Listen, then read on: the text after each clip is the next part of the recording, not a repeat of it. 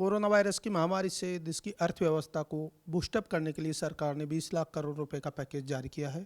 इस पैकेज से वैसे तो हर सेक्टर को फायदा होगा, लेकिन कृषि और ग्रामीण विकास में किस तरह आत्मनिर्भर भारत को मजबूत बनाने में मदद मिलेगी, इस विषय पर बात करने के लिए हमारे साथ मौजूद है केंद्रीय कृषि और ग्रामीण विकास मंत्री नरेंद्र सिंह तोमर जी। आइए बात करते हैं माननीय मंत्री जी से। सर, कृषि क्षेत्र के ढांचागत विकास के लिए 1.65 लाख करोड़ रुपए का बजट इसमें बनाया गया है अलग से राहत पैकेज के तौर पे। तो किस तरह भविष्य में हम देखते हैं गाँव का विकास और कृषि क्षेत्र का जो संपूर्ण विकास है उसको? कोरोना वायरस के संकट के इस दौर में कृषि के क्षेत्र ने अपने आप को पूरी तरह गतिमान रखा है और मैं धन्यवाद देना चाहूँगा प्रधानमंत्री नरेंद्र मोदी जी को कि उन्होंने गांव और कृषि की अर्थव्यवस्था में नुकसान न हो इस बात की चिंता की। जो आवश्यक छूट प्रदान करनी चाहिए थी वो सब छूट दी और उसका परिणाम है कि फसल की कटाई, बुआई और उपार्जन का काम बहुत अच्छे से हुआ है। जहाँ तक कृषि व्यवस्था में पैकेज का सवाल है, मैं समझता हूँ एक लंबे कालखंड के बाद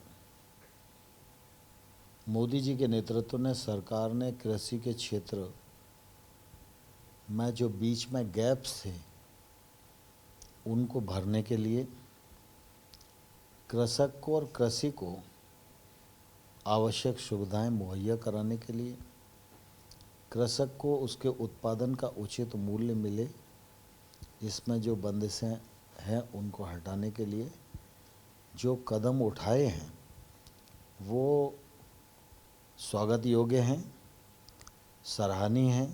छोटी कृषि प्रसंस्करण इकाइयों के लिए 10,000 करोड़ रुपए, ऑपरेशन ग्रीन्स के लिए 500 करोड़ रुपए जैसे प्रावधान किए गए हैं। इनसे आत्मनिर्भर भारत को भविष्य में स्वरूप लाने में एक तरह से कितनी मजबूती हम देख सकते हैं? छोटी जो प्रोसेसिंग यूनिट है ये यूनिट गांव तक पहुंचेगी और गांव में छोटी प्रोसेसिंग यूनिट को एफपीओ भी लगा सकता है, कोऑपरेटिव सोसाइटी भी लगा सकती है, कुछ किसान मिलके भी इसका उपयोग कर सकते हैं।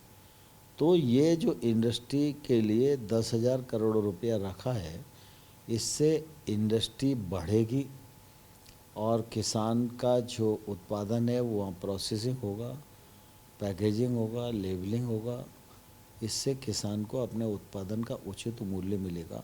आवश्यक वस्तु अधिनियम में बदलाव की बात हो या ऑनलाइन मंडियों में सरलीकरण की प्रक्रिया हो या किसानों के कृषि उत्पादों को कहीं भी बेचने की जो सुविधा हो, इस तरह के मामलों में आपने सार्थक प्रयास करवाए हैं इस कालखंड के दौरान। तो इससे कितना फायदा भविष्य में हम देख सकते हैं किसानों को?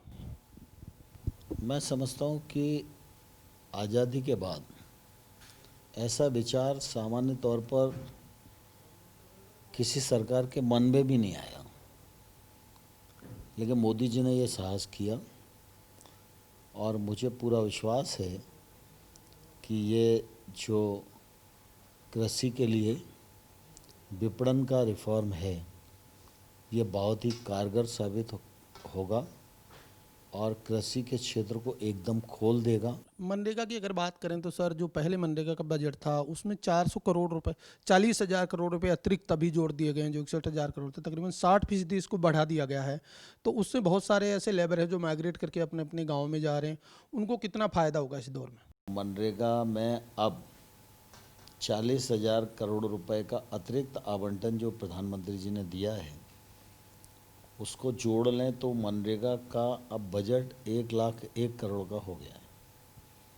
मैं समझता हूँ ये मतलब हमारे भारत सरकार की एक बड़ी स्कीम है जिसमें 1,00,000 करोड़ से अधिक का खर्चा एक ही मद में होने जा रहा है। मनरेगा में वैकल्पिक रोजगार की व्यवस्था है।